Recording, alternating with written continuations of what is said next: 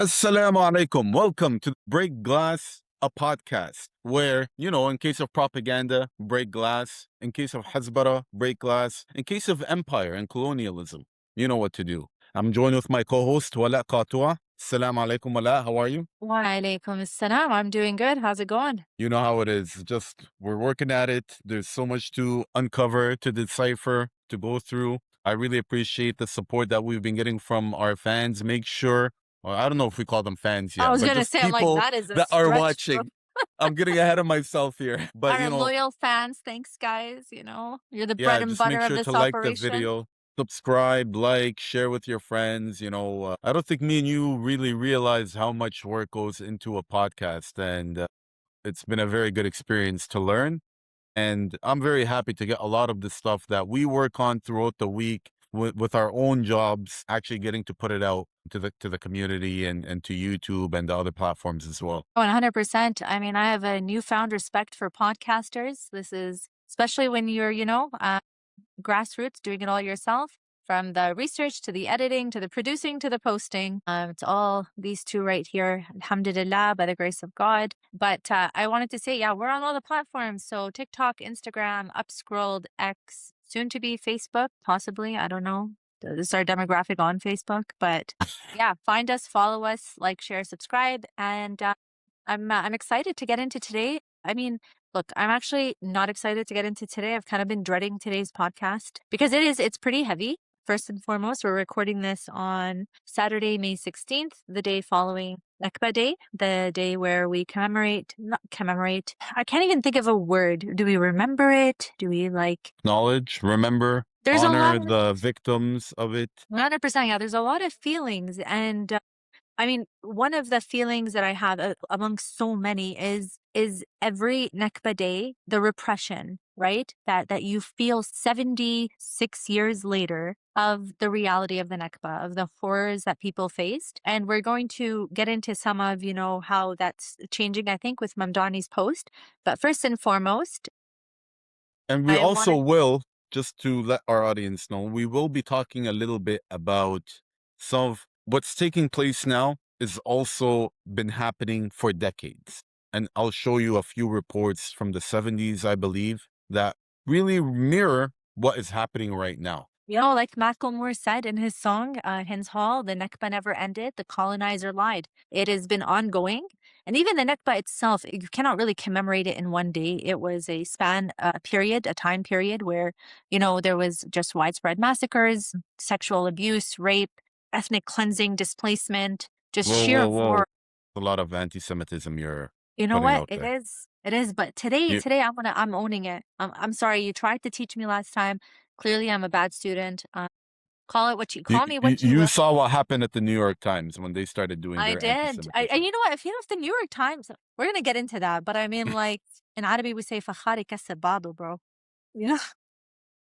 So I think I've told you this before. My husband is from Beit Lahem and Al Khalil, which are still part of the occupied West Bank.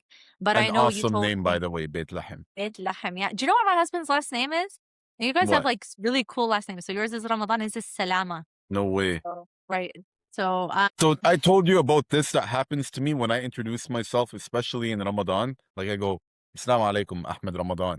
People, it doesn't register to them that it's my name. And they think I'm wishing them like some sort of weird Ramadan greeting, like, Jazakallah, brother, Jazakallah. Like, bro, no, I'm trying to tell you my name here. It's Ahmed Ramadan.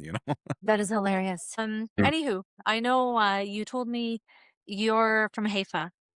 Yeah, my paternal side, all from Haifa. What you see is like what I've realized in my life is that it really did not end. So even though it was in 1948 when they left Haifa and they went to Lebanon, they never actually got any freedom or peace because the expectation was one that they would go back. But then once they were settled in Lebanon, because of, the situation that was happening, they don't get citizenship, for instance, in Lebanon. It's hard to own stuff. You're always constantly in fear. But also, it was not enough for Israel and for the Zionists. They invaded Lebanon multiple times, including in 1982, and they were continuously hunting down the Palestinians, right? And we ended up having to leave Lebanon to come to Canada because of all these issues and problems and constant fear for our lives, basically, literally for our lives. They were going house to house. They were in Beirut where we were living. And, I hear stories from my mom, my family, and they tell us what was taking place then. Even after I was born, for the first, I came to Canada very early on, but for the first couple of years that I was in Lebanon, what they had to do and the maneuvers they had to pull off in order to avoid being found or being killed or being taken away and kidnapped. A lot of people are kidnapped. They don't know where they are still. A lot of people were killed at that time. And it could have been, that's why a lot of times when I'm watching, even what's happening in Gaza, what's happening in the Daffi, what's happening in Lebanon right now, it could very easily could have been me there instead. It's just basically luck of the draw where I ended up in Canada and they didn't, right? Yeah, 100%. 100%. I mean, in so many ways, I empathize with that because I think I've told you this before. I am a child of refugees for like different reasons. And I know what my parents had to do to evade, the fate that befell my uncles and so many other Syrians. And it is really like Allah subhanahu wa ta'ala's choice and the path that he chose that we ended up escaping when so many others did not. But with the Nakba, the defining thing to me is that it was so well documented, so well known. I mean, I think I've mentioned this before. Tantura goes into great detail, the documentary, about the war crimes that were committed, about the massacres. You had the officials saying, like, I mean, the Hama massacre that Hafiz al-Assad, may his soul rot in hell for eternity, committed was not a globally known fact. It was something that was very heavily suppressed and censored, right? But the Nakba was like publicly acknowledged, and it was, I can't remember which Israeli official said that Deir Yassin had to happen because they needed that level of violence, of horror in order to establish the state of Israel. They had to expel the people, and so they had to ensure that there were no homes for them to come back to. They flattened entire villages. It's absolutely horrific, and it continued. It continued over the And years, over the decades. we're seeing the results of that today, but we're going to get into a lot more of what's happening now, and a little bit of the history. So a little insight into the way I behave sometimes. I have a little bit weird things. I used to, especially for a long time before YouTube and, the whole podcast era, I used to put on the radio when I'd go to sleep. And I would either put on news or I would go to the sports talk, and I would listen to that. And, when you put it on snooze, you get in bed, and there was this commercial that used to play all the time, and it used to drive me crazy. Like, I would be half passed out and I would like roll over in my bed and just click it mute and wait a minute and then unmute it because it used to get on my nerves so much. I couldn't stand the whole jingle of it. Okay, let me give you just a little taste, okay? Yeah, I'm gonna Okay. share my screen here. 1877 Cars for Kids. KARS Cars for Kids. 1877 Cars for Kids. Donate. God, it's so bad. The horror.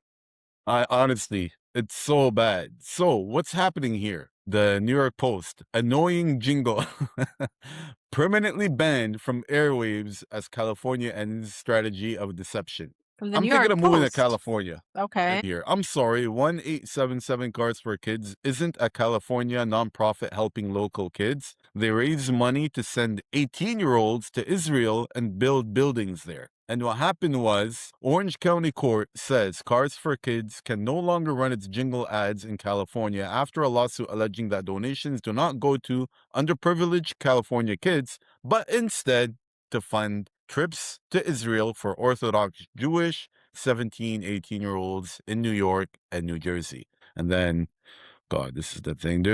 I have a little bit more about it. They're misleading the public into believing donations aid underprivileged children in California. The funds primarily support a separate organization benefiting specific families in New York.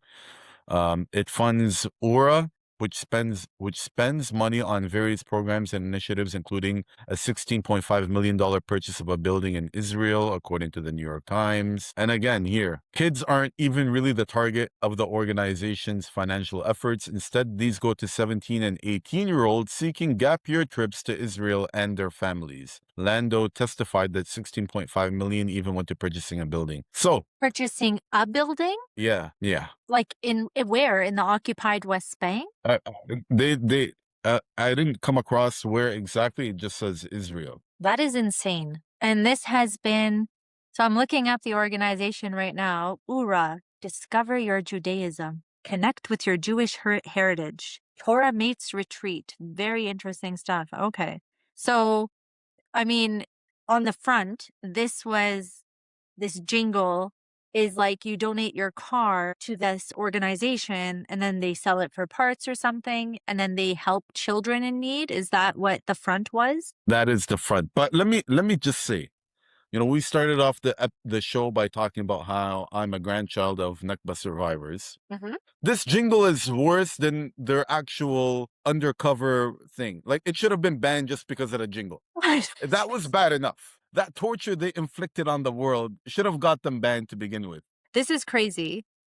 And you know what? This actually kind of gives me a little bit of hope because how many other organizations are there that, are fronts for building in Palestine? How many do you know that are, currently their predominant aim is to facilitate Aliyah to the Holy Land? And they are literally selling the homes out from under Palestinians to people in Canada and the United States. So I like this. I like this shift. I like the fact that they're getting exposed. I like the fact that, in Canada we had the oh God, what was it that got that was banned, that lost their charity status? Yeah, there was 5 of them actually. That lost their charity status. They've been fundraising this whole time to ethnically cleanse and displace Palestinians under like fronts like this that just seems so innocent. So it's a win-win for you because the jingle is banned and I will never forgive them for the jingle. Never. You hear me? Kids for cars? Cars for kids. Kids for cars, cars for kids, same difference. Yeah. So, I thought I would start off with that, but let's go on to our second story. I just wanted to show people here. Honestly, it hurts to even look at this. This is Daniel McAdams. This is what a Holocaust looks like. One of the most terrifying images in history, a transformation from life to death. Operation Eternal Darkness. Here you go. Look at that. This is Gaza, right? That's what there is. Oh. Yeah. Sorry, when you said eternal darkness, I thought maybe that was Lebanon and I was missing something. But you know what? The Hasbara machine is so good at contradicting itself. So if you look at the first image, they'll say things like, "You call that a concentration camp? It looks amazing." And then if people in Palestine are like showing like the reality of what it is like to live in the world's largest concentration camp, they use these images as proof that they were doing just fine, But at the same time, as Arabs, as Palestinians, we fail to make the desert bloom the way that they did. And so really, what difference does it make if it's rubble? They could just play both sides of it. Yeah. And they absolutely hate the fact that they're able to make the best of their situation. Like, why are you making the best of your situation? You're in a concentration camp. Live like it, right? It's like such a disgusting angle to take. And regardless of how it looked, and it is horrific, the destruction, put aside the hasbara about, what were you complaining about? But even underneath all those buildings and all that, it was still a concentration camp. They were still limited in what they've got. They still had no right of travel. They had no airport. They had no right to fish. They had no... we know they don't own their water. They don't own their borders. They have no control over what comes in. They were on a calorie count. And the list goes on. Yeah. And look, Israel's able to do this because they have complete control over it. Exactly. Right? So our next video is Israel struck Antonin Sisters College in Lebanon, a school run by nuns, leaving it severely damaged. And then here's George Galloway saying, "Any questions, anyone?" And you could see the video here. Okay. And then again here, look, this is Chita Parsi. In Jerusalem, nuns have to be escorted by members of the volunteer group standing together to protect them against Israeli settlers. Yes, nuns need protection against Israeli settlers. Yeah. I mean, look And at them. Look how And by the way, I'd like to point out that if you were not told this is a nun, you could easily mistake this lady in certain angles for being just another hijabi sister. But just think about the craziness of this sentence, that a volunteer group needs to exist to protect against Israeli settlers, protect nuns against Israeli settlers. Like, what a bizarro world that we live in, where this is a volunteer group that does need to exist in Israel. yeah. Okay, the next story is, I don't even want to play the video. People that have the heart to watch it, No, you can don't go play ahead this and one. watch. I What's saw it.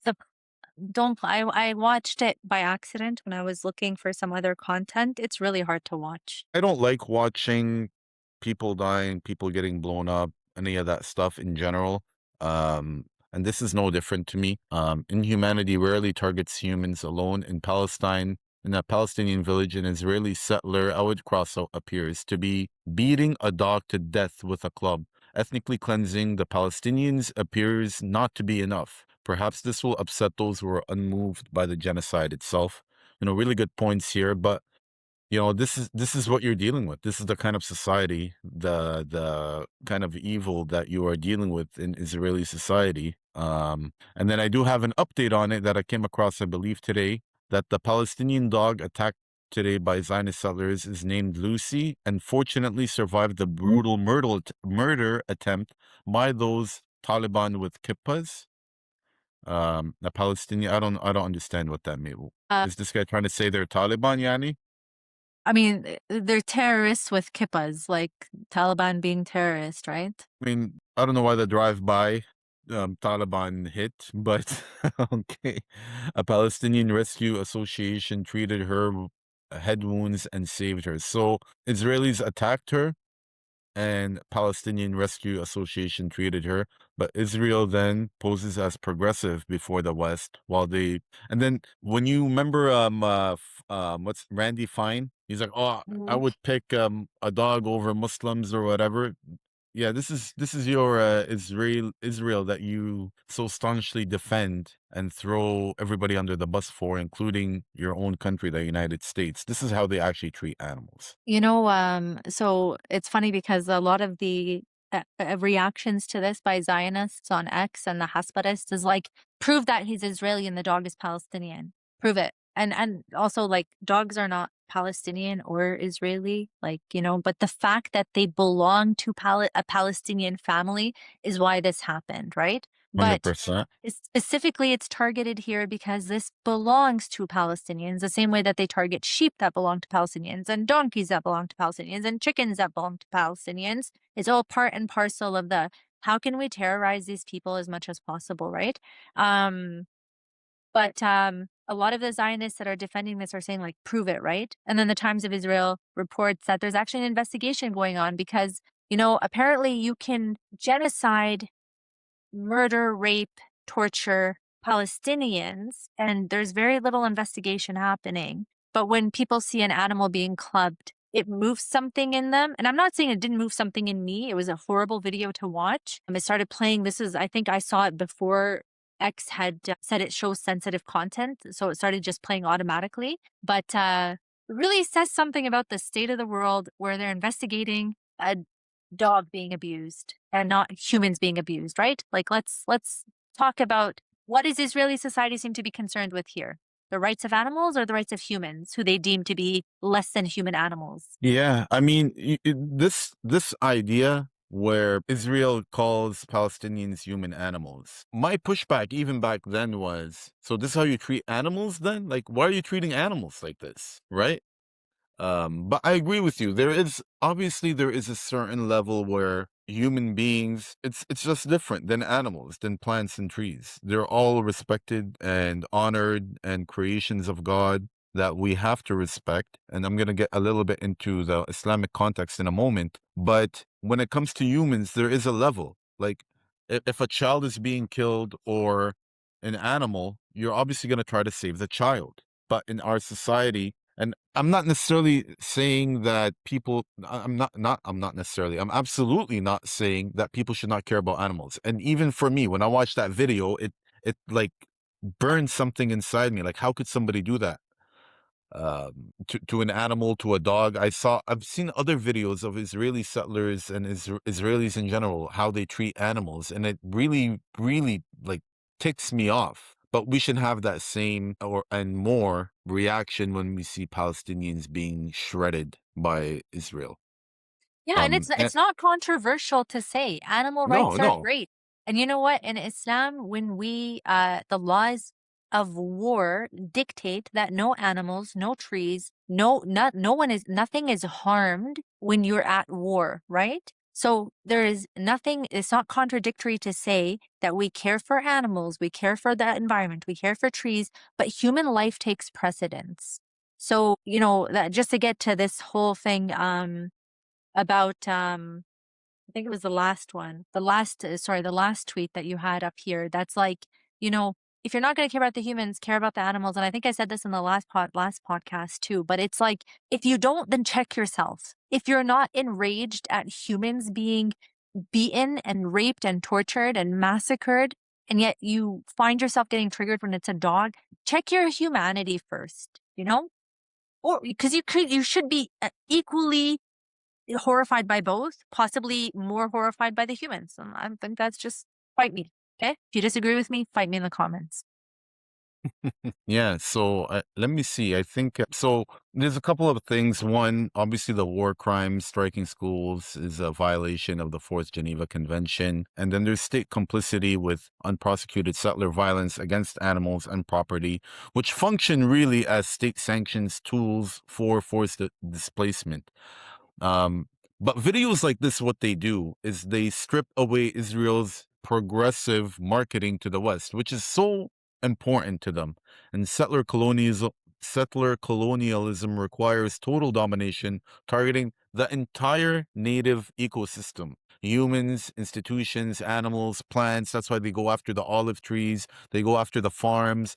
They go after everything that makes that's indigenous to the land. They hate it, yet they claim that this is their homeland. It's just a bizarre situation to find yourself in and to listen to, really. And then Western media obviously sanitizes settler fanaticism. But I don't even, to be honest, I don't like this idea of extremist settlers or extremist Israelis. This is an Israeli society problem.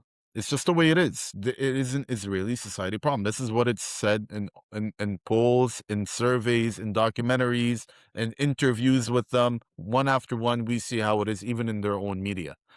But I did want to get into just a little bit of the Islamic perspective, if you wanted to say anything before I start getting into that. No, go for it. So I've, been preparing a few things, and one of them is if people go to Imam Malik's Al-Muwatta, book 21, Hadith 10. In that hadith, it's a long hadith, but the Prophet ﷺ does talk about you will find the people who claim to have. Oh, this is actually Abu Bakr as-Siddiq when he was sending, radiallahu anhu, who was sending Ibn Muawiyah, Yazid, and he said, you will find the people who claim to have devoted themselves to God in monasteries. So leave them to what they claim to have devoted themselves to and do not demolish a monastery. Now, there is also, people could look this up as well, the Ashtiname of Muhammad sallallahu alaihi wasallam is a covenant or testament of the Prophet sallallahu alaihi wasallam. It's a charter granting protection and other privileges to Christians given to the monks of St. Catherine's Monastery in the Sinai Peninsula. It is sealed with imprint representing Muhammad's hand sallallahu alaihi wasallam. This has been looked into and it is verified. And if you go through it, it's incredible the amount. It's just one thing after another of the benefits and protections and the respect that Muslims have to people of the book. And I'll just say a little bit about it. It says, no bishop shall be expelled from his bishopric, no monk from his monastery, no priest from his place of worship, nor shall any houses of their religion be torn down or destroyed. And I really do hope that people take some time and go through this document. It's pretty long, and I will say the name again right now just so you have it. It is called the name of Muhammad. We could put that in the video description as well. So make sure to take a look at that, or in the comments, and take a look at it. Like, look into this. Look at how just it's so long. Whenever monks, devotees, and pilgrims gather together, whether in a mountain or a valley or a den or a frequent place, so on and so on, house of worship, verily we are back of them and shall protect them and their properties and their morals by myself, by my friends, by my assistants, for they are my subjects under my protection. Like, just one after the, and it's so long, and there's a lot, and not so long as in like pages, but it's like a long treaty, or for that protection. And subhanallah. So that's just a couple of things just about the protections of the people of the book. We know it was the same way with the Jewish tribes. The Prophet ﷺ considered them part of his ummah. They were part of his protection. And if there was anything Islamic at all about anti-Semitism, this would have been the time. And they were the ones that were treacherous, never the Prophet ﷺ. He considered them part of his people, part of his ummah from the very beginning. And we see this time and time again. But So the other point, sorry, go ahead. I wanted to add to that Umar bin Khattab, when he was given the keys to Jerusalem as well, he asked around about where the Jewish families were and the Jewish tribes, right? And when he was told that they had been banned from the Holy Land, he sent out, I don't know, letters or envoys to call them to come back. When they came back, he guaranteed their protection, established their quarters, and allowed them to pray at the Wailing Wall, right? And on top of that, when he was looking for a place to pray, he made certain that he didn't pray in the Church of the Sepulchre. Is that how you pronounce it? Sepulchre? They Because actually offered him. They're the ones that told him they come did, pray, and yes, he sorry. refused. They said you may pray there, and he refused. Why? Because he was like, I fear setting a precedent where Muslims may take over the prayer places of the people of the book, right? So this is, And true to his word, by the way, where he did end up praying did turn into a masjid. 100%, right? SubhanAllah. So, I mean, this is you can see it's not just the Prophet ﷺ, but those who followed in his footsteps, the Khalifa, who continued this tradition of extending the, I wouldn't even call it protection, but just, what would you call it? Decency? Like we can live together harmoniously in this land. There's no contradiction. Again, like these superimposed contradictions just ain't flying no more. Yeah. So, and then talking about the animals. So there is a hadith in Sahih Bukhari, book 59, hadith 124. If there's different references for this, please let me know. But this is what it says here. I'm on sunnah.com, and it's Sahih al-Bukhari 3318. But basically, the Prophet ﷺ, narrated by Ibn Umar radiallahu anhu, who says, a woman entered the hellfire because of a cat which she had tied, neither giving it food or not setting it free to eat from the earth, from whatever animals that it could come across, or like provide for itself. And she was put in hell. She didn't beat it, she didn't torture it, none of that. She just tied it up and didn't allowed it to starve to death. But additionally, the Prophet ﷺ had given instructions about how to conduct war. Do not kill women or children or any aged person, infirm person, so somebody that has a certain disability. Do not cut down fruit-bearing trees. Do not destroy an inhabited place. Do not slaughter sheep or camels except for food. Do not burn bees. SubhanAllah, that bees are mentioned specifically. And do not scatter them. Do not steal from the booty, and do not be cowardly.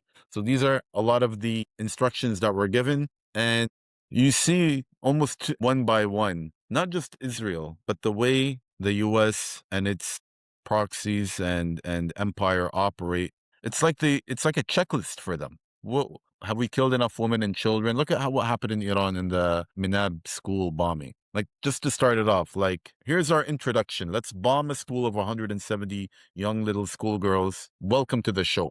Right? Well, so I know I've mentioned this podcast multiple times, Bad Haspara, but Daniel Mate, the son of Gabor Mate, if you haven't read his books, they're amazing, renowned psychologist. He discusses like the colonial, I don't know, what does he use? Ego or id or MO, but the psychology behind it. And isn't this like textbook colonialism, right? It's not only like the non-consensual taking of what does not belong to you. And so it extends to everything. The land, the homes, the people's lives, their bodies, their autonomy, their freedom, all of it becomes part and parcel. I mean, that's the difference, because despite they're trying to argue that Islam spread by the sword and it's this violent religion that comes in and takes over, it is the complete opposite of that. Islam is meant to spread justice, right? Allah's justice on this earth. That is the meaning of being khulafa ala al-ard. Colonization is the complete opposite of this. That is what Islam is meant to stop, which is, oh my God, what? Why is he back? Is this new? Because if no, I'm just you were talking about if I don't steal it, somebody else will. Somebody else will, right? This is the colonizer's mentality, Yeah, and that's if I why don't steal it. they're not content to just remove the people off the land. That's just part of it. They need to humiliate them, subjugate them, uproot the trees, abuse the animals, burn it to the ground, because that is the mentality. That is where a colonizer is coming from, that I am supreme. I own not only the land that you're on, I own you. Yeah. I want to do It's one really day disgusting. a little bit more of I really want to do a little bit more of a deep dive into some of the effects of colonialism. What happened in India? What happened in Africa? What happened in a lot of these countries in West Asia and all that? Because I think people don't realize. They look at World War II and the amount of people that died there, which was obviously horrific and crazy and just whack. But let's take a look and see also what happened in other parts of the world, because they're people too. And what happened was it happened at the hands of Europeans. So Europeans were killing themselves in Europe, but they also spread that death and destruction and Holocaust and massacres around the world too. 100%. Yeah. So we will, inshallah, at some point, as this podcast continues to grow, please make sure to like and subscribe. Leave a comment. We'd love to hear from you as well, but I think this is important. But yeah, one more thing I wanted to talk about. Surah Al-An'am, the Prophet Allah subhanahu wa ta'ala says, there is not an animal upon the earth, nor a bird that flies with its wings, but they are communities like you. And this is the sentiment of, Islam and Allah and the religion, that and there's so much more. Like, I'm just picking just a thing here and there, but there are so many other things about animals and how the Prophet ﷺ told him, do not burden the animal by making it carry too much, and on and on. Like, there's so many of that, right? That Islam really tries to instill into humanity for people. But let's go back to our next topic. Actually, before we move on, I think we should take a quick break. All right, let's do it. So, continuing along with, we have this story here. I just wanted to, this is really, I want to share a little bit with people. Death to Arabs, we will rape their women. This is what Zionists were saying, including children, during today's Jerusalem Day March on the anniversary of the Nakba and the invasion of Al-Quds. They chant about ethnic cleansing, rape of women, genocide. This is what TV will never teach you about Israel. This is their sick, colonial, racist, and supremacist society. Just so people know what we're dealing with here. And then again here, look, Israelis marching through the Christian quarter in Jerusalem during their Flag Day march. They harassed, then attacked shop owners. Most of the shops are closed today because of this specific reason.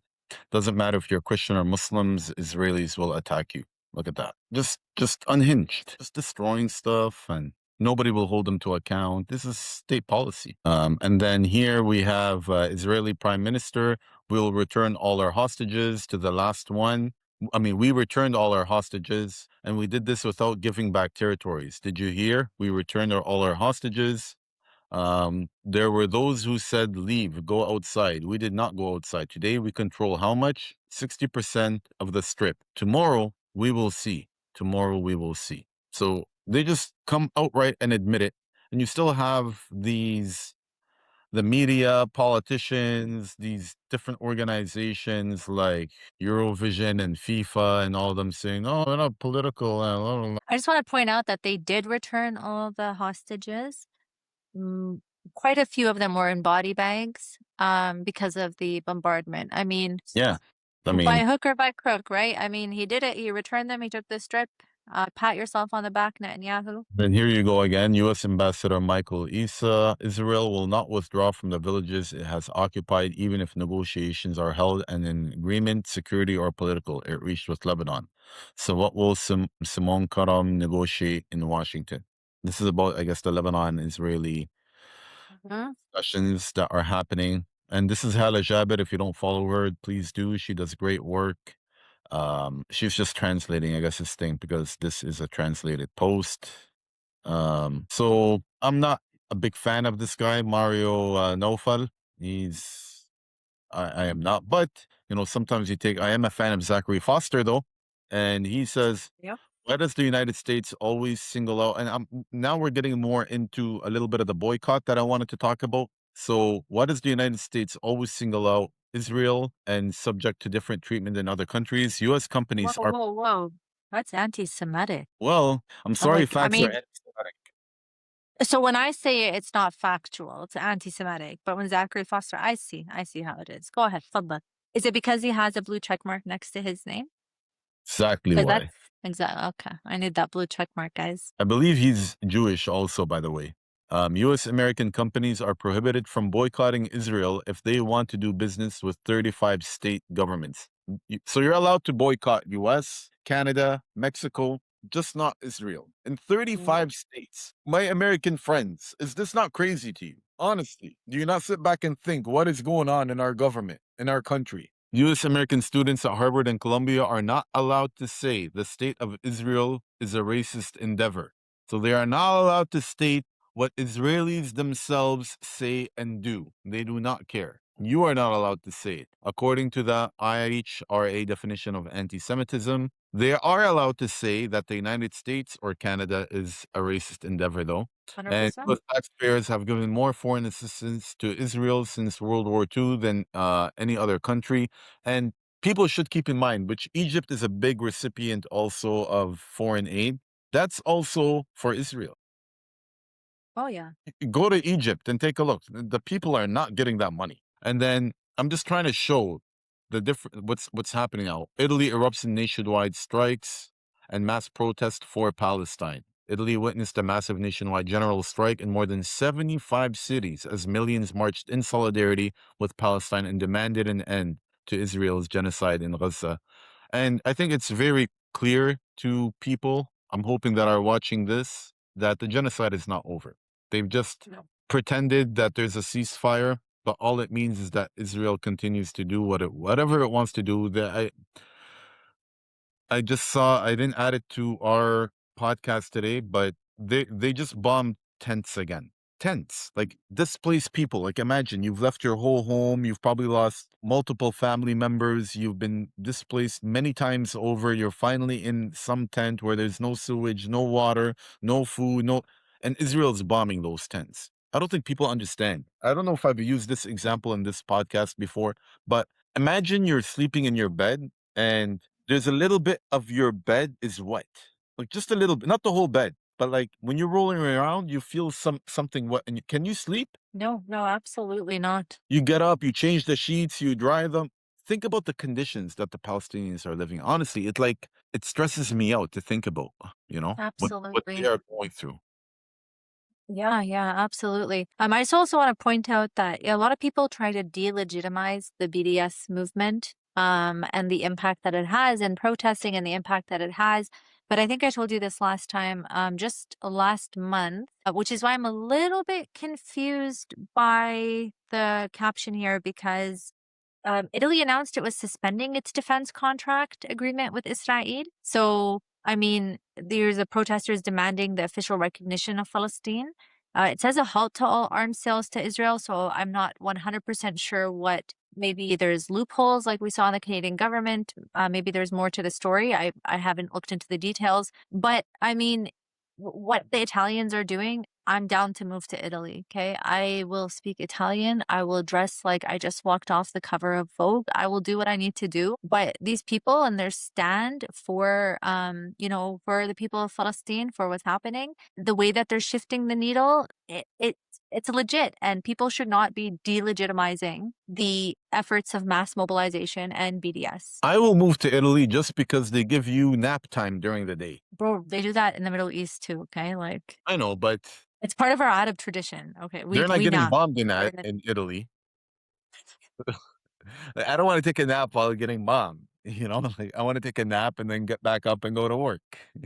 It's a little bit different. There's truth to that, yeah. So again, speaking of BDS, Google DeepMind workers unionized to block AI deployment in U.S.-Israel warfare in a landmark challenge to the tech giant's military ambition. Hundreds of workers at Google's elite artificial intelligence division have voted to unionize over the use of their technology in Israel and U.S. military operations. And we're seeing more of these sort of things happen. Israeli universities warn academic boycott has become a strategic threat. Report finds rising efforts to exclude Israeli universities. I mean, this is just like, I love it. Like, it warms my I heart. love it. I mean, are these the same Israeli universities that do research on the demographic problem that's facing Israel and, how best to displace the Palestinians? I'm cool. I'm cool with that. And I think also feature IOF soldiers and what was it about the defense contracts that they have? I'm so down for this. Yeah, this is great. So you see, despite the, so look how they phrase it here, despite the ceasefire. What ceasefire? We Despite just the talked about ceasefire, that. yeah. I'm glad we preempted that, including a 150% jump in bids to remove Israel from the EU's Horizon program, with Belgium and the Netherlands leading boycott requests. So just to give you a little bit more of a macro picture about what's going on with Israel, um, the war has cost $55 billion, and global boycott pressure forced major agencies like Moody's to downgrade Israel's credit rating to near junk status, raising the country's cost of borrowing internationally. The tech slump, the startup nation, the colonial apartheid nation narrative has sustained a severe blow. Initial venture capital investments in Israeli startups collapsed by, get this, 90% during peak conflict quarters as global funds fled geopolitical volatility and complicity risks.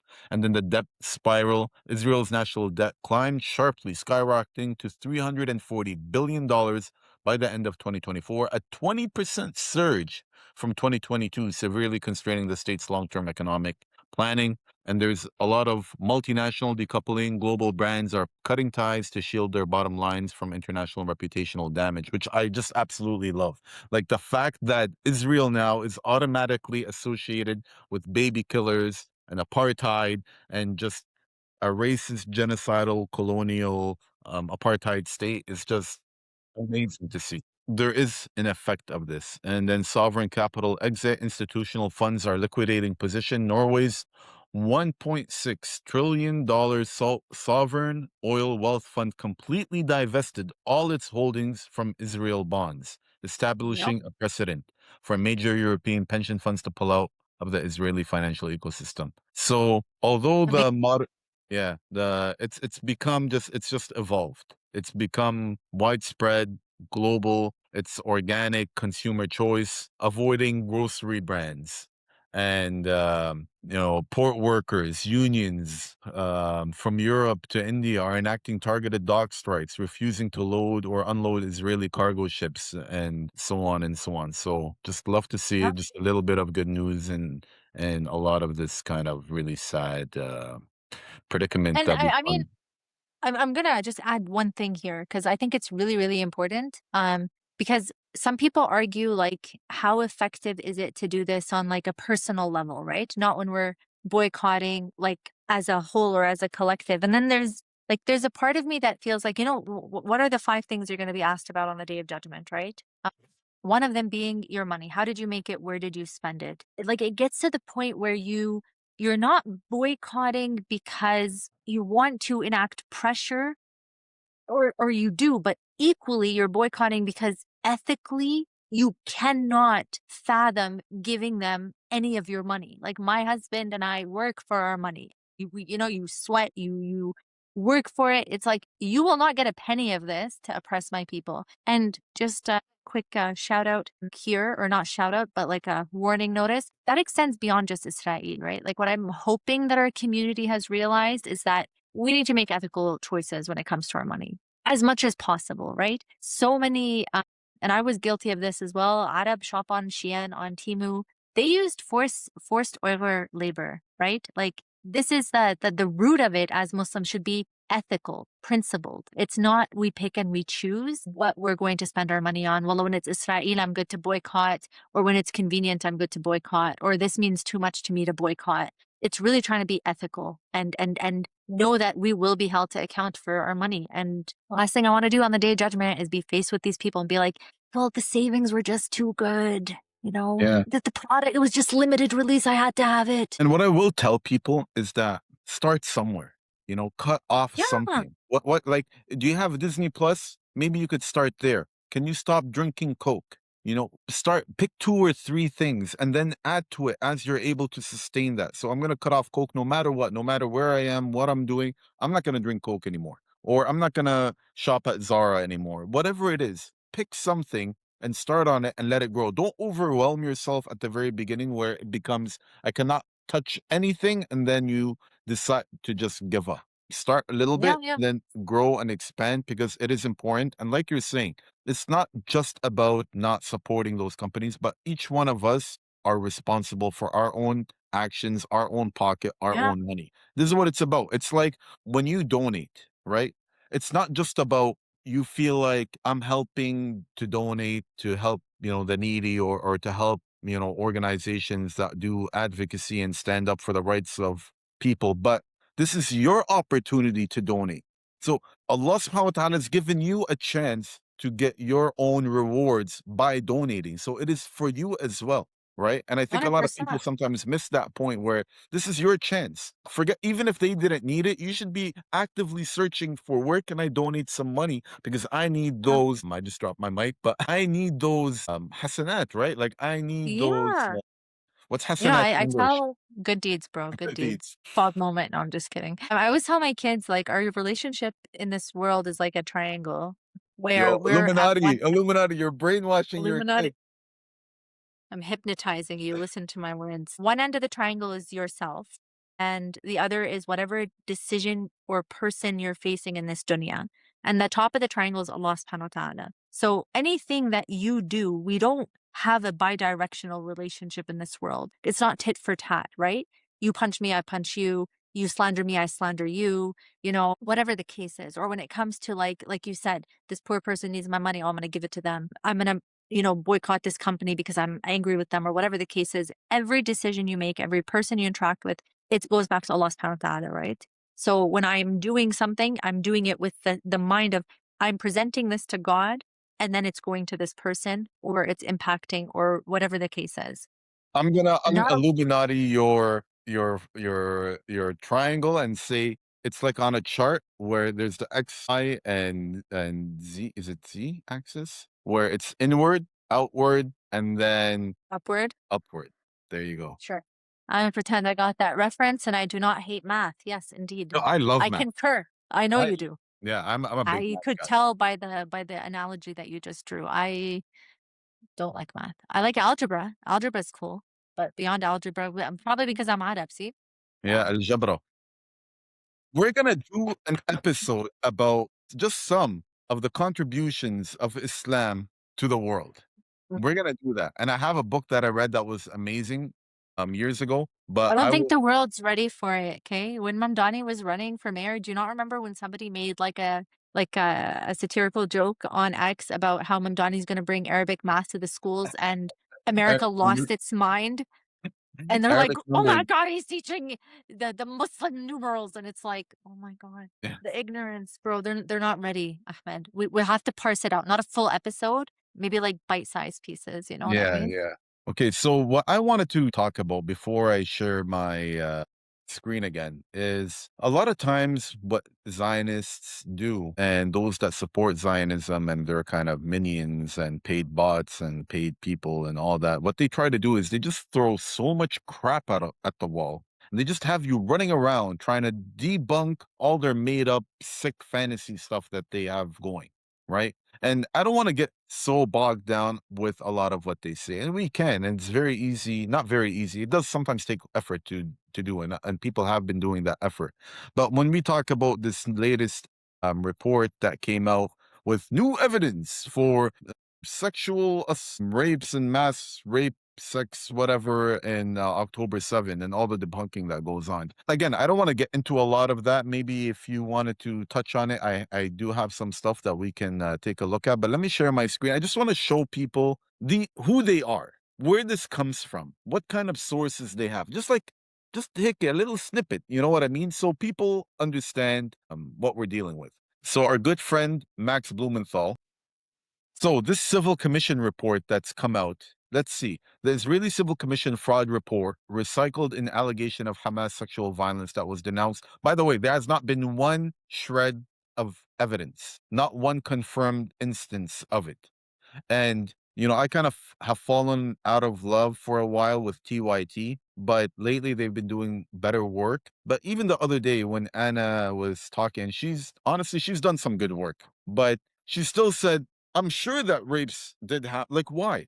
It has not been proven. Why are you mentioning this? You could read the report, but I'm going to share some of the analysis from it and Ali and others that have done it, but there is nothing. So in the New But York I Times, think, sorry, I'm just going to say one thing about this. The reason why people feel the need to say there possibly was or there may have been, and it's because, like, this story, I know it was manufactured to, like, remember all the stories that were manufactured to legitimize and whitewash and kind of prep the public for the genocide that was about to occur, right? We had the fetus cut out of the womb, we had the 40 beheaded babies in the gas ovens or whatever, children that were tied together. There were so many stories, okay? The one that survived was this one. It is surviving and thriving and being renewed every so often to remind us, please don't forget that this is why we're doing what we're doing. And regardless of what you see us doing, this is the horror and trauma that we carry with us. One of the reasons why it survived is because it puts you in a very uncomfortable position. And I said this in, I think, like the first TikTok. I created a TikTok account and I recorded this video right after I read Screams Without Words. It's because it puts you in a very uncomfortable position where, especially as a woman, where you're like, you don't want to deny, another woman saying I was sexually assaulted. You don't want to be that person that says, no, this did not happen to you, because as a woman, at one point or another in your life, you've been exposed to something like this. You've felt the shame. It's a psychological mind F what it does with you. And I think that's why people still feel the need to say it possibly happened, because you do not want to be the one that delegitimizes another woman's voice. Does that make sense? no, I get that. And I think that is fair in any, And it's intentional. It is yeah, intentional that they put you in this very uncomfortable position where you're like, I don't want to be that woman, but I am going to be that woman in this case. yeah. But I think in this context is the one time where you can, if it's coming from the Israeli side, you can just dismiss it. Yeah. Unfortunately, they made this up in order for them to go about and sexually abuse men, women, and children of Palestinians. So, and I'm telling you, there is no evidence of any of it. So the New York Times centered its infamous 2024 Screams Without Words report on Israeli woman named Gal Abdush, claiming a photo of her corpse proved she's been sexually assaulted by Hamas militants. After the report appeared, members of the Abdush family, so this is, Israel is using this girl or woman for them to rape Palestinian men, women, and children. And their family comes out and denounces the Times on social media and declared she had not been violated and that paper had misled them about the nature of its article. So Abdush had apparently been killed by an Israeli missile due to the IDF's invocation of the Hannibal Directive. For those that do not know what the Hannibal Directive is, Walaa, maybe you'd like to share? Yeah, the Hannibal Directive is that no Israeli will make it back alive into Gaza. Um, they would rather kill them than see them made hostage because it's just too costly. You have to give back a lot of Palestinians to get, one Israeli back. So yes, many Israeli captives were found killed by, and I think the worst of it was that one home in Kibbutz Be'eri that was hit with tank shells, and they killed everybody inside. Israeli, Palestinian, irrelevant. One woman who survived, went on I can't remember what Israeli publication and talked about exactly what happened. And do you recall, it's not just, I think, about them not taking hostages, but the more they play up what they want to claim Hamas did, the better. So do you recall when there was a report that came out that Netanyahu was upset? Why didn't you do more? Like he was expecting that there would be more death on October 7th. It wasn't enough. No, I do not Yeah, recall that. so it's Wow. not just about them not taking hostages, which I'm sure it is, because then it's like we don't have to do anything. They don't have any hostages. There's no pressure on us. But I think it also, for them, it's a positive thing that the more that died, let's say on an October 7, the more sympathy that they will get as well. But yeah, Yeah, so maybe they were hoping to like top 9/11, you know? Because it would have well, really helped their narrative. it was what 30?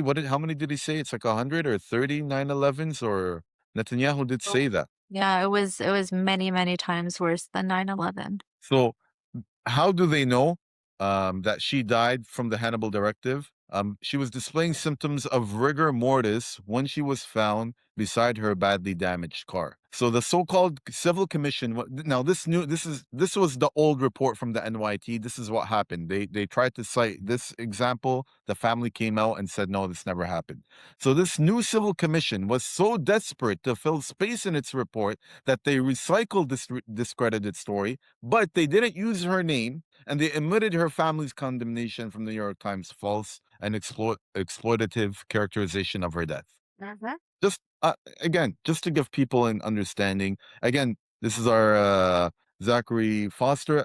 Like I said off the top of this part, I don't want to get into all the details of it because I think there's something deeper that we need to discuss, or maybe more meta in that way. But go read him and Muhammad Shahada. Zero survivor testimony, forensic evidence citing an IDF soldier, and so on. So you could look at that. Now, who wrote this? Again, Daily Mail, you see full depravity of Hamas during whatever. This is her, Israeli-based journalist Natalie Lisbona with Benjamin Netanyahu. The author of this fake article, Natalie Lisbona, is an Israeli asset. She reported discredited claims that Palestinians burned babies on October 7, ripped fetuses from pregnant women, claiming to have spoken to witnesses who did not exist. And here she is in a picture with her boss and Trump's boss.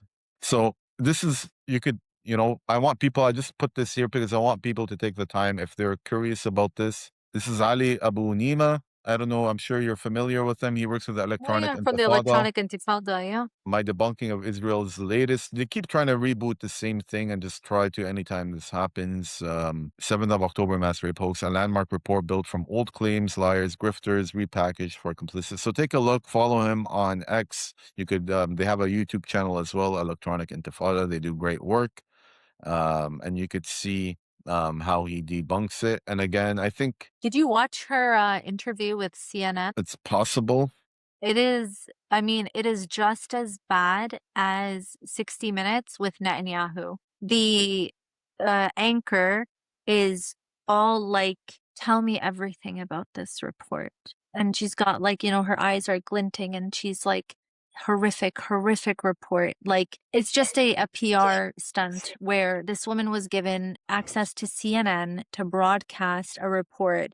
There were no questions of the factual accuracy, and again, it's like there's a part of me that gets it. You don't want to sit there and be like, the rapes you're claiming never happened. But then there's a part of me that's like, these rapes are being used to legitimize and validate ethnic cleansing and genocide. So maybe we should be taking them a little bit seriously in this case. Especially when Israel has such a long and well-documented history of lying about pretty much everything. Yeah, and also of using sexual torture, abuse, humiliation. Well, this was my next question to you is why do you think this new report came out? I mean, There's something that you think might have triggered this new report?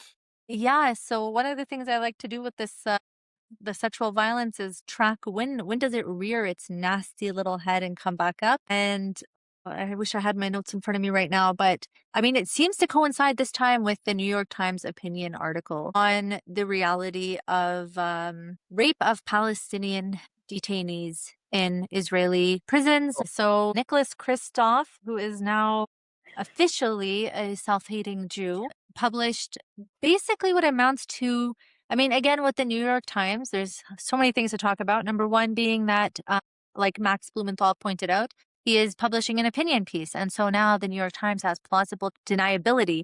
And you can see them trying to like walk this tightrope, Ahmed. I almost feel bad for them. I think Daniel Mate called them once the New York crimes. And it's so accurate because they have been whitewashing and using the passive voice throughout the genocide over the last 2.5 years in their actual reporting, as well as publishing things like Screams Without Words, and then relegating all the factual reporting to the opinions section so that they can hide behind, well, this expresses the opinions of the author and not the New York Times as a whole, right?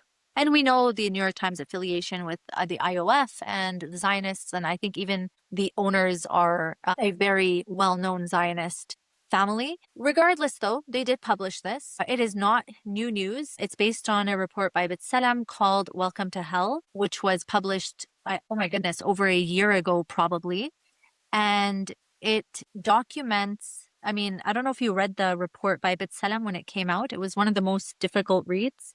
They're all difficult, but it details, and this came out around the time where Sdi Taman was exposed for what it was, being among the worst of these places where Palestinian detainees were exposed to horrific sexual torture and assault and humiliation. This is not news. It is just now given the kind of like the masthead of the New York Times, which makes it newsworthy and noteworthy to the public.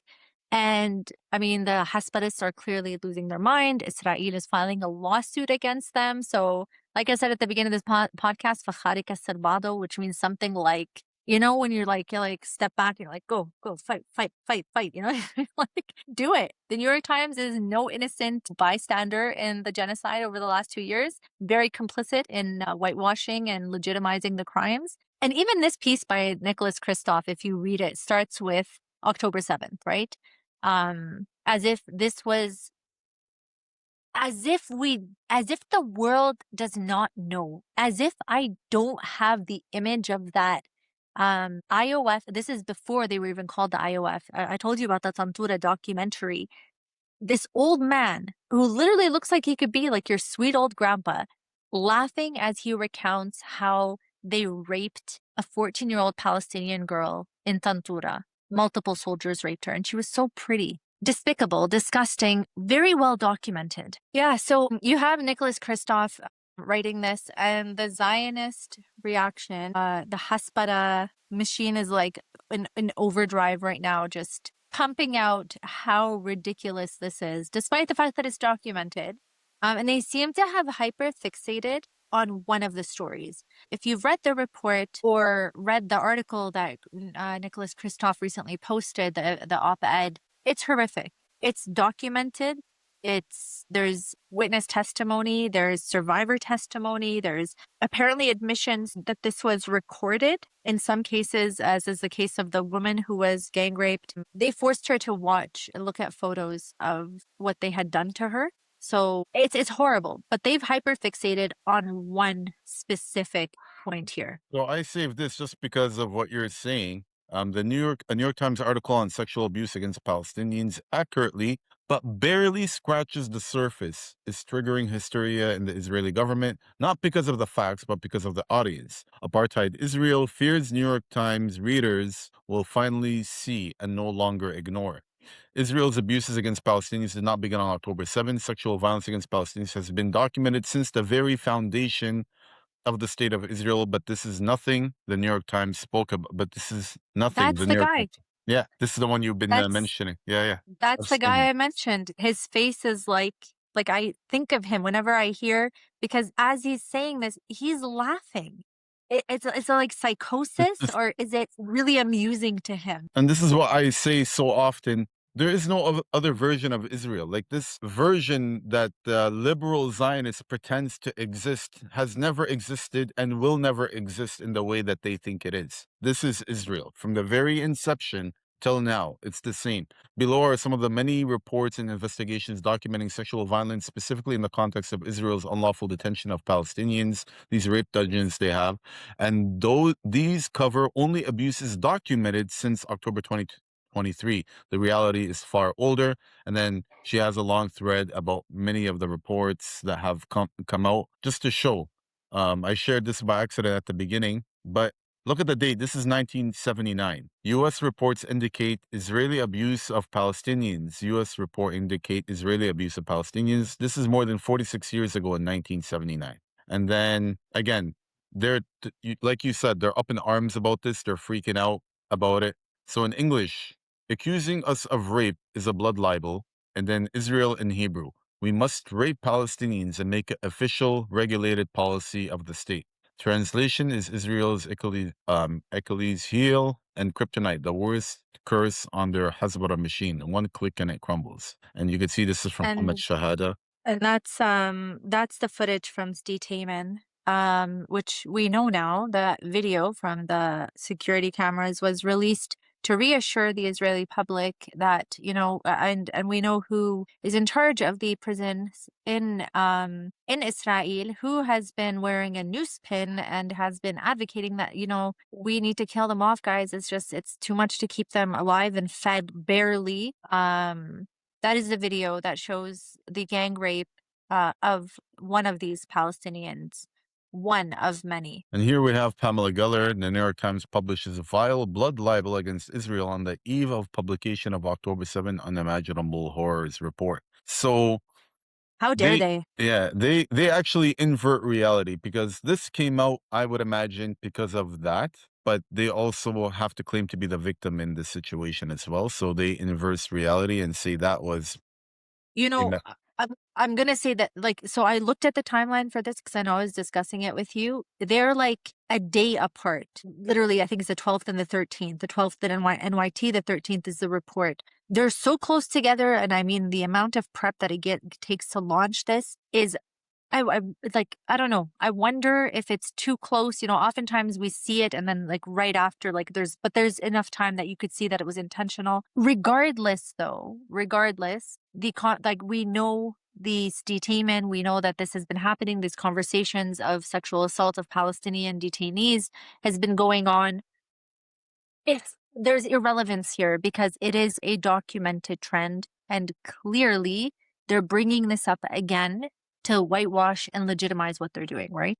So yeah, so they're, inverting the timeline here, making things up, using this, opportunity to talk about how now the focus is on this instead of on the horror that we experienced on October 7th. And how dare you try to take from the trauma of what we went through and what we're trying to inflict now on the world's population. Yeah, and to think that they are going after the New York Times, one of the most pro-Zionist, pro-Israel papers.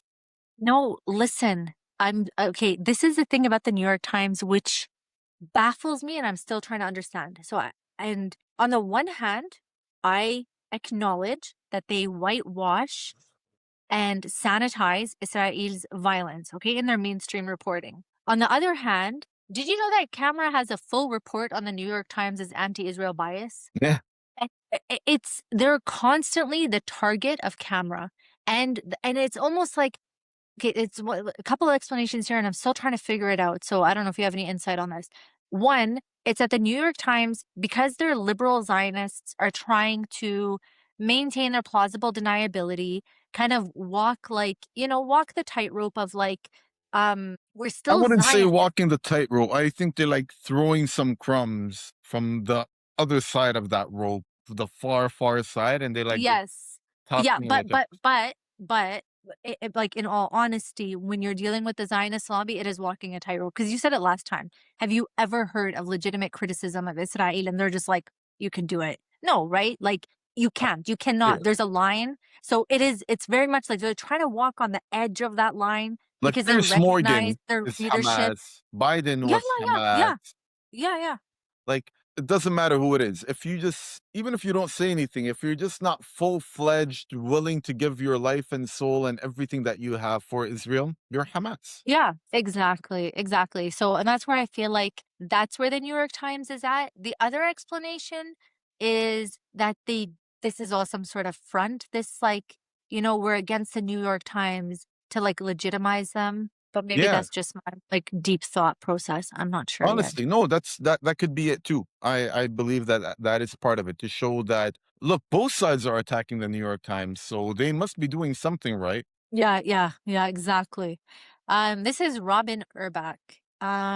The thing I keep coming back to about the claim Israel has trained dogs to rape prisoners. If true, shouldn't every news organization and researcher, animal behaviorist, etc., be pursuing this groundbreaking discovery that dogs can be trained to perform interspecies sexual assault? That what was once thought to be a biological instinct can actually be coerced? It would be an astounding discovery. Why, That Robin? So you could use other animals to do rape too? Like, is that the curiosity that you have? Like, oh, we could do this with animals. What other animals can we do it with? it's like again that hyper focus, and then let's just talk about how implausible this is. Ignore history, and I think I don't know if you included it here, but there is documented evidence throughout history of dogs being used to sexually assault people, including during the Holocaust. Robin Urbach. So, check your Zionist facts there, buddy. You I can't be mean, they're in denying a tight something that spot happened. there because denying this means you're denying Holocaust atrocities. And that's a crime. But I think Zionists would gladly throw Holocaust atrocities under the bus if it means protecting their precious Israeli death and rape cult. Potentially. I think there's also the part of it that it seems to me the more and more that we see that the world gets to see who Israel is, there's a reason why we call them Zionist Nazis, because it's the same bloody playbook. It's just And coming, as we saw in Israel, we're seeing now in America pro rape rallies, and here they are outside of the New York Times. Not you'd think the normal reaction to this would be we need to protest the rape of Palestinians, but no. they're actually protesting the New York Times reporting on very well documented practices of Israel, and for many years and decades. And the New York Times is actually late to the party. The only Yeah. difference is that I mean, Palestinians have been reporting about this for years. Other organizations and groups have been reporting about it for years. The difference now is that the New York Times reported on it, and it was still an op-ed. It wasn't even part of the. There was what like their October 7 sexual atrocities hoax was published as news. This was published as an op-ed, even though this was one has Fact nothing check, and this one has rigorous yeah. eyewitness testimony. Yeah, 100%. But I mean, regardless, it does show, and this is one of the reasons why I love to hate the New York Times, that they're very well aware of the power that they have. When you say something is reported by the New York Times and the Washington Post, like I'm sorry, Ahmed, but there is like if there were a tier of the legitimacy and the impact of a news, organization, the New York Times, the Washington Post is up there, right? Like when they report something, it is credible. It is often used to, like it's referenced Perception wise. continuously. No, not just perception wise. It goes down as part of historical record. It's constantly No, it I is the get that, but paper of a country's history, I right? mean, not Like everything they report is factual and historical and no, correct. no. I'm It's not the talking. I'm perception of the New York Times and yes. Washington Post Yes, that yes, what they yes. report on now becomes credible and goes into 100 history. 100%. So regardless though, they do have that platform. But by the way, go back to that. Just one thing to point out the picture. Look at the signs. They're so triggering. Anti-Zionism gets Jews killed. Like, stop. This is anti-Semitic, by the way. Stop. Like, enough with the conflict. Anti-Zionism is not a political position. Anti-Zionism is a hate movement. Like, what? Like, you've already extended Judaism so that it is no longer a religious, ethnic. It is just, I can identify as, and now Zionism gets protected by the same, like, definitions as, like anti-Black or anti-Indigenous or No, they just anti-Palestinian. inverse reality, and then they make you run around chasing after things and debunking the stuff and wasting everybody's time and breath. There's no tethering to reality. It's just whatever we No. want, we say. Even though Zionism itself, by definition, is a racist ideology, they inverse it. So being anti-Zionist is the racism now. Yeah. Yeah, 100%. Yeah. This is spiked. If you think that Israel is training dogs to rape Palestinians, then you need serious help. Okay. The problem is you. And if you repeat something so foul without any evidence, you have sacrificed your integrity. Yeah, I don't think they've read the reports or saw any of the evidence and well-documented cases over the years. And, they just want to, because it's so absurd, which it is. Like, I can't, like, for me as an individual sitting here, it's hard for me just to read about it. I don't have the heart, I don't have the bandwidth to go through in detail something like this. And I think most of the civilized world, and when I mean civilized, I'm not talking about the West or Europe. I'm talking about just normal everyday people across the planet, the normal world would see something like this and be like, this is just beyond anything you I can mean, imagine. there's a part of you that wants to not believe it, Yeah. right? I mean, Yeah. and it's not to say that there's a normal rape and a bad rape, but there's almost like a normal rape and a bad rape. There's almost like that the rape that you understand that is horrific, and then there's the rape that you hear about in Israeli dungeons that is like, I mean, in this same report, it details raping with a carrot, raping with a metal baton, rape by dogs. It's just, you're like, what? This is a Like, sickness. It's a sickness. it is. There's an ayah in Surah Al-Baqarah that says, بَلَى مَنْ كَسَبَ سَيِّئَةً وَأَحَاطَتْ بِهِ خَطِيئَتُهُ فَأُولَئِكَ أَصْحَابُ النَّارِ هُمْ فِيهَا خَالِدُونَ, which is saying, and Allahu Alam, there's many different interpretations of this ayah that I have heard, because it's very deep. Obviously, for anybody that studied the Quran, they understand that there are many layers to it. But one of the meanings that I've understood about this ayah is, if there is a sin that you do and you continue, you're on it, and you're determined, like you're committed to it, it takes over your entire life and being. You get absorbed into it, and it leads you right into the fire. And I think this sin is Zionism in this case, because look what it does to you. Honestly, look what it does to Yeah. you. Yeah. I really hope and pray that at some point this ideology can be put to rest, like Nazism, because I feel bad for like the kids that have to grow up in this brainwashing cult, and for those that Absolutely. have broken out from it, we've talked about this before. They talk about how difficult it is to come out of it. And this is what Yeah. it leads you to. This is what you're doing. You're defending this. Like, aren't you tired of this? Like, how do you live like this? How do you live Yeah. defending this? I don't understand. So here's the next one here. Scott Jennings dying on Dog Rape Hill. What a choice. For you, buddy. For you. You're the one dying on this hill. Yeah, seriously, on denying it 100%. David Collier, dear NY Times, remember when you put a sick child with cerebral palsy on your front page and falsely claimed he was a healthy child deliberately starved by Israel? I was the one who uncovered the truth. So excuse me if I don't believe a word you write. Dear David, pediatric associations around the world have said that you were wrong. And regardless of whether or not he had cerebral palsy, it was clearly malnutrition caused by Israel's blockade. So excuse me if I don't believe a word you say. The worst flex ever. I cannot, like, Do you remember when I you called you out because you showed one starving child who had a underlying medical condition? even And I that's the showed what a case. Let's say completely he's right. insensitive That's still not okay. So what you're saying is that we're starving sick kids. So that makes it better. That is your defense. That's the I mean, I think his defense was that the kid was that malnourished because he had cerebral palsy. Because, as a globe, Ahmed, I've never met anybody with cerebral palsy. I don't know if you probably haven't either. Apparently, we don't know that people with cerebral palsy usually don't end up starving to death. It's yeah, crazy. exactly. So Yeah. So,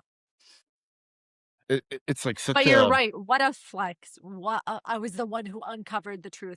Bro, like I would buddy. dissociate myself Yeah, because like you I ended would up looking deactivate like my a villain. account. I would hide, change my Change my name. name, right? Like Seriously, God, this is what we have to deal with. Like, this is the level of propaganda and hasbara and like the Mhm. sickness that you have to deal with. Yeah, yeah. I mean, I'm waiting for the other side of it, Ahmed, where every single one of these names and every single one of the faces of the people who are now marching for pro-rape rallies is documented somewhere as people who supported genocide and sexual abuse of innocent people. So the day will come, be it in this dunya or in the akhirah, my friend. That's the only thing that gets me through this, because I'm like, I see you, but Allah sees you, bro. Like that's all I got. Okay. Um, the man promoting the ridiculous rape dog hoax is a self-hating Jew. Yes, yes, we know they're all self-hating Jews. With a documented history of sexual harassment, the Times has completely destroyed a journalistic reputation that took them generations to build. Okay, good to know. So Good you to know, know.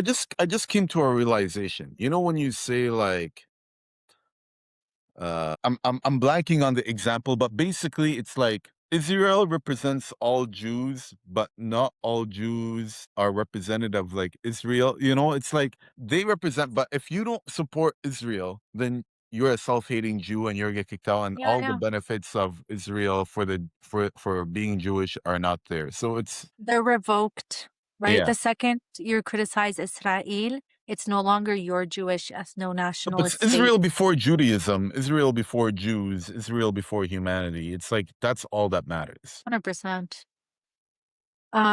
This is just hilarious because Euromed has links to Hamas, just like UNRWA did. All right. Yeah, Good to know. yeah.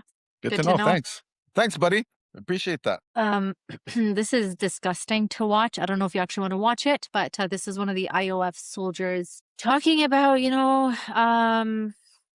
what the dogs do. So, like you said, Israeli, I mean, their kryptonite is the fact that we can now translate. Oh, don't play that video. That's Yeah, I think the smacking the dogs. Yeah. But yeah, their kryptonite is the fact that we all have translation apps now and access to it, and there they are admitting it. Two dog experts. This is in the Free Press. Crazy. And the National Review confirm it's impossible to train a dog to become aroused and anally penetrate a human on command. Medical journals only describe human-initiated bestiality. So, I mean, I'm curious. These experts, where'd they get their expertise? Did they try and fail? Somebody explain to me how they know this knowledge that you cannot do this, because it's very, very strange. Um, and we have this is a reply to a tweet that was claiming that the Canine Association was American saying Kennel that Club. the American Kennel Club, oh, there it's right there. American Kennel Club was saying that, yeah, they said it's not possible. And so this amazing woman went and emailed them, and they're like, we have not and are not even sure of why we're being brought into this conversation.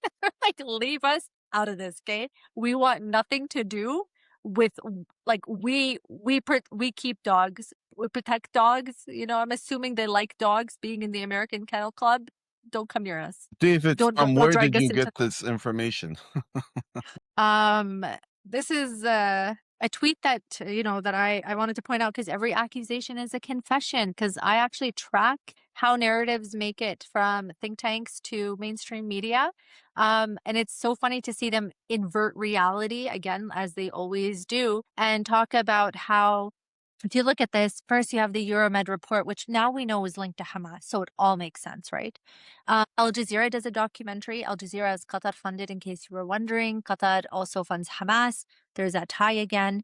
The Middle East Eye Not the releases a Middle East. new from the middle. Well, it's in the name. No need to Automatically, you don't even need to explain that. That's well, obvious. exactly. Owen Jones has a Substack. Owen Jones, I know, is an anti-Semite, so it's very clear. He has an agenda there. The UN adjacent discourse So with basically, Francesca the Albanese. main organization of Hamas, like the Hamas-led UN. Absolutely, it's an arm for Hamas, basically, and they're very anti-Israeli in their application of international law, right? Unless, of course, international law is legitimizing when they take more land, then they're cool. And then And finally then to the media arm of the Hamas, right? Exactly. So the New York Times and the self-hating Jew Nicholas Kristof.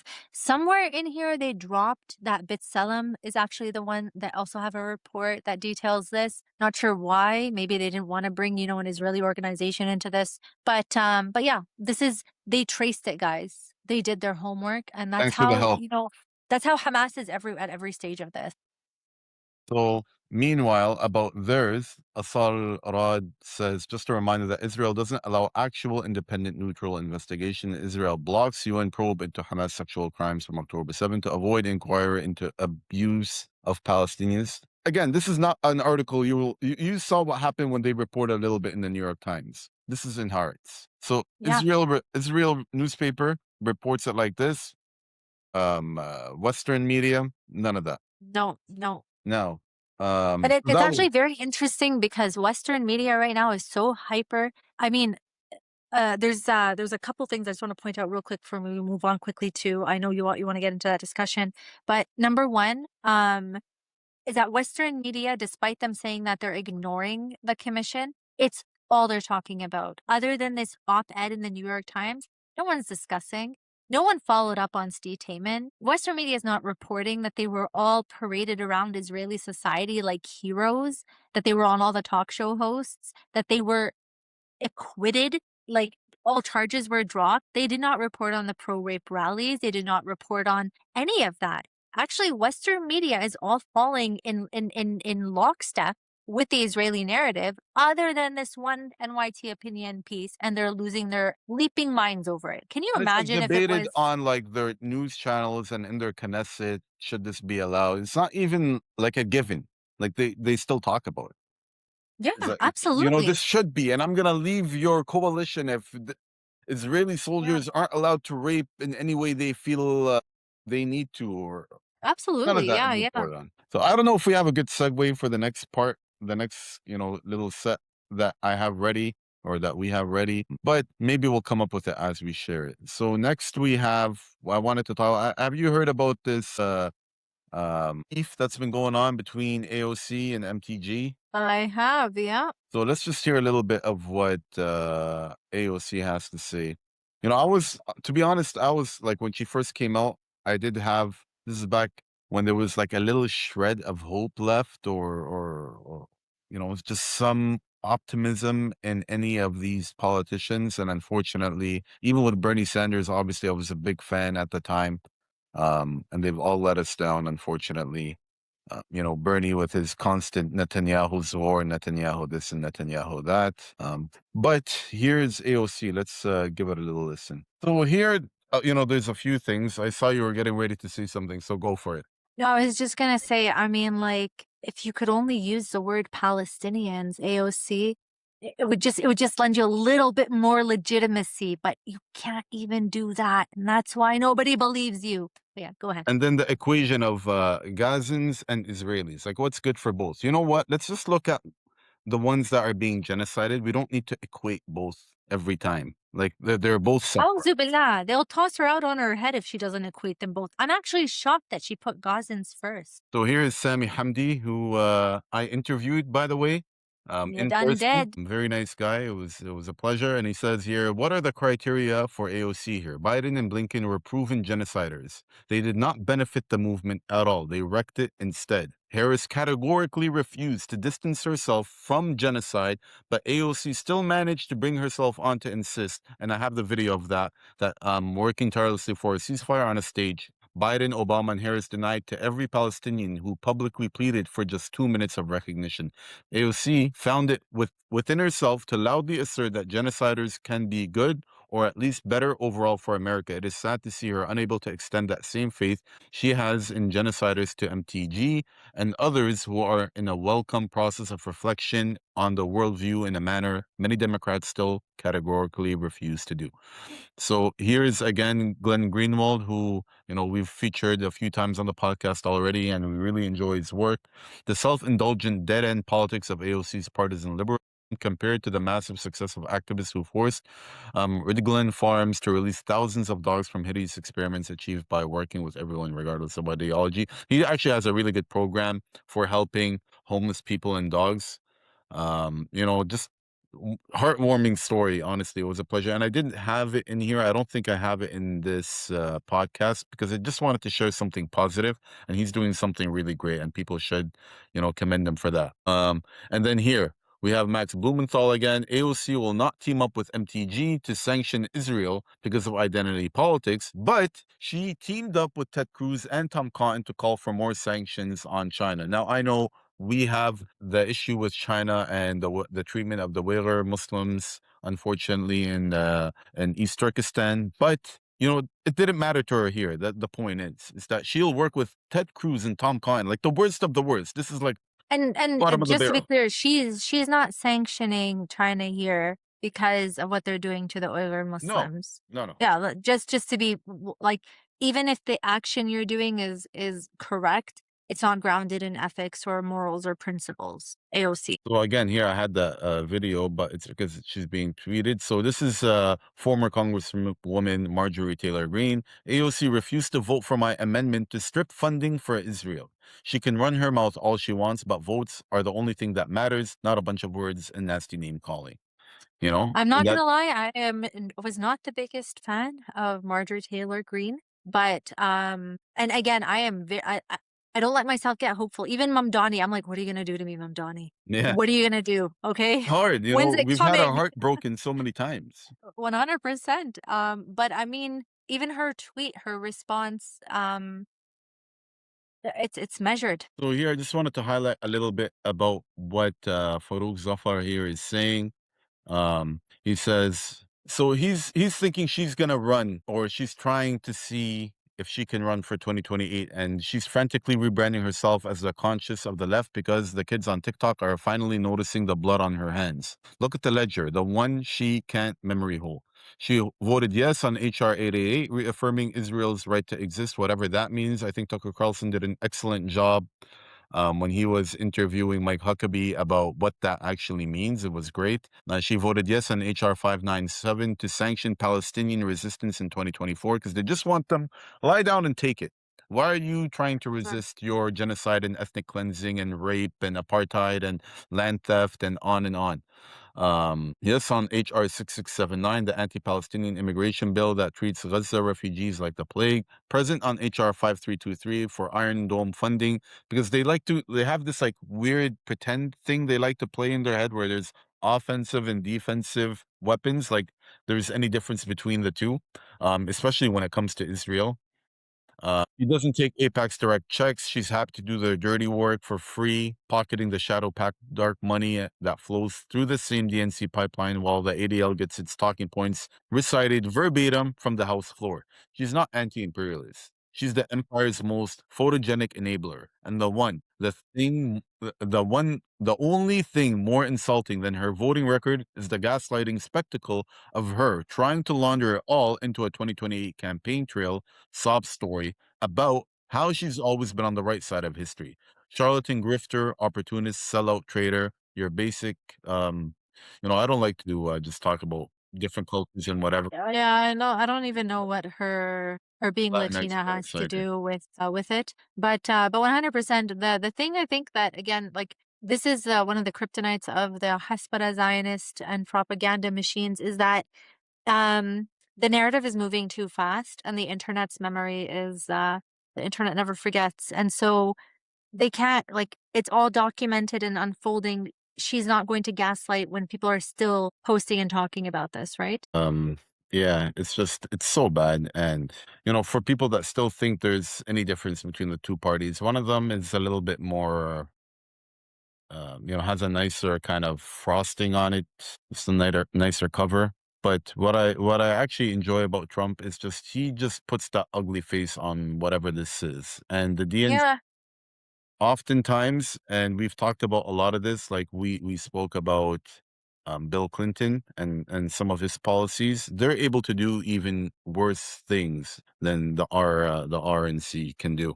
But yeah, so this is your AOC, and like you, I'm always skeptical even of MTG and Tucker and stuff. But part of the work even that we do is that if we can advance something positive in any way, and there's somebody willing to work on it, and they're showing sincere effort to try to do something positive, Yeah.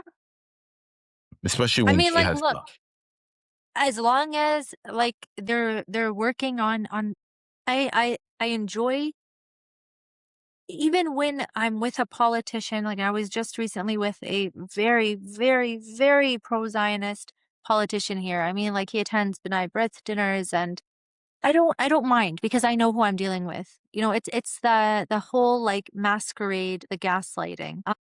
And I think I brought up this example once before. We've got Ro Khanna and Thomas Massie, different parties that are clearly uniting on a shared principle, right? I would like to see more of that from Marjorie Taylor Greene and other elected officials who say that they're against this. Push forward policies that show that you're against this. There's no time for empty words anymore. Khalas. Yeah, I agree.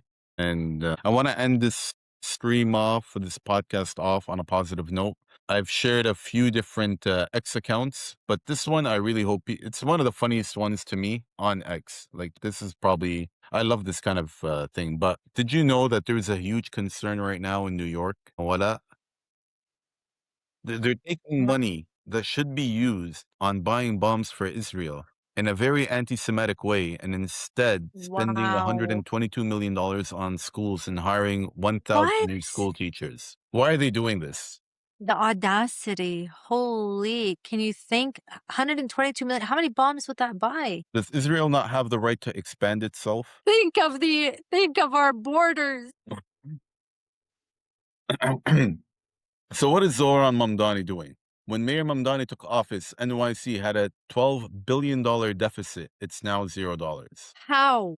I have so many questions. This man is a legend. I don't know. This guy has a great account too. Zoran Mamdani just closed NYC's $12 billion deficit without touching working New Yorkers. $8 billion in new state aid from Albany, $2 billion from pension restructuring, no benefit cuts, $1.77 billion in operational savings like overtime contracts, leases, debt programs, $1 billion from delaying the class size mandate, and $568 million from taxing the wealthy. No property tax hike, no rainy day fund, no service cuts. And again, here.